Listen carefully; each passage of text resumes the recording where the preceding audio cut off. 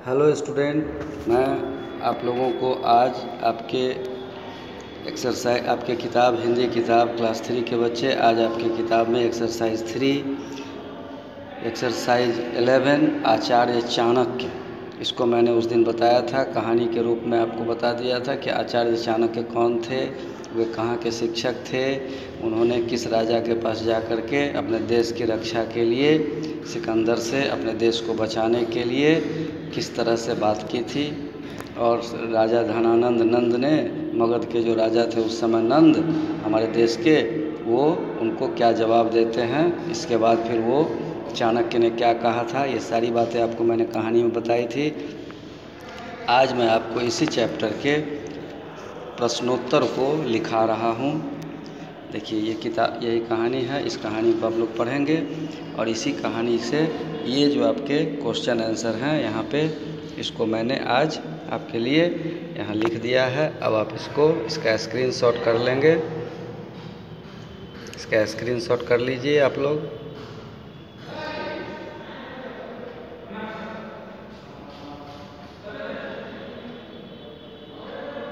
अब आप लोग स्क्रीनशॉट इसका कर लीजिए और इसके बाद इसके क्वेश्चन आंसर को आप लोग याद करेंगे ताकि परीक्षा में आप अच्छे से लिख सकें।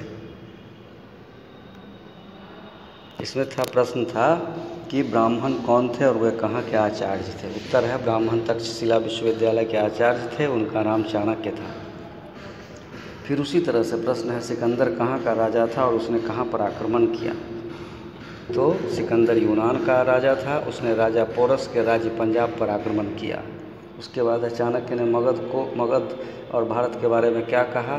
तो चाणक्य ने मगध नरेश नंद से कहा कि जिस तरह मगध हमारा राज्य है उसी प्रकार भारत हमारा देश है, उसकी रक्षा करना हमारा कर्तव्य है। फिर उसी तरह से चौथा प्रश्न है आचार्य चाणक्य क्या चाहते थे।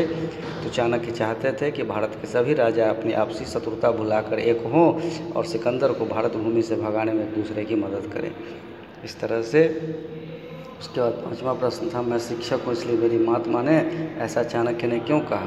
क्योंकि शिक्षक का काम होता है सही शिक्षा देना और अभी समूचे देश पर एक विपदा आई है, अतः देश हित को सर्वोपरि मानकर उसकी रक्षा की जाए। उसके बाद था राजा ने बुरा भला कहने पर चाणक्य को बुरा क्यों नहीं लगा। तो राजा के बुरा भला कहने पर चाणक्य को इसलिए बुरा नहीं लगा क्योंकि चाणक्य महान देशभक्त थे, अतः उन्होंने इसे निज अपमान न मानकर अपने देशभक्ति को प्रश्रय दिया। उसके बाद है नंद ने सैनिकों को क्या आदेश दिया। तो नंद ने सैनिकों को आदेश दिया कि इस ब्राह्मण की चुटिया पकड़कर बाहर फेंक दो। उसके बाद फिर है चाणक्य ने क्या प्रतिज्ञा की।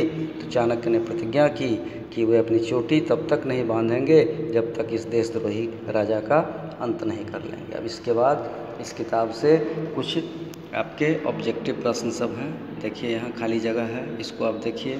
इसके बाद यहाँ देखिए तो प्रत्यय लगाकर, प्रत्यय और उपसर्ग मैंने बताया था कि शुरू में शब्द के पहले लगाने पर वह उपसर्ग लगता है तो शब्द बदलते हैं, और शब्द के बाद लगाने पर वह बदलता है तो वो उसको प्रत्यय कहते हैं। जैसे क्रोध में ई लगाते हैं तो क्रोधी हो जाता है, घमंड में तो घमंडी हो जाता है। घमंड देखिए तो यहाँ भाववाचक संज्ञा है और जब घमंडी हो जाता है तो वह विशेषण हो जाता है। इस तरह से भाववाचक संज्ञा से विशेषण बन जाएगा।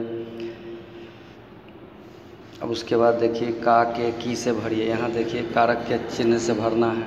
मगध राजा, मगध का राजा कि मगध के राजा। तो राजा जो है वो आदर सूचक शब्द है और आदर सूचक शब्द के लिए बहुवचन का प्रयोग होता है। तो बहुवचन में का नहीं होगा तो बहुवचन में क्या होगा, के होगा। उसके बाद राजसभा, तो राजसभा क्या है। तो राजसभा स्त्रीलिंग का शब्द है तो ये हो जाएगा नंद की राजसभा। नंद का राजसभा या नंद के राजसभा नहीं होगा। अब उसके बाद विश्वविद्यालय के आचार्य, उसके बाद धन की आवश्यकता। इस तरह से आप इसको अब बनाएंगे और याद करेंगे।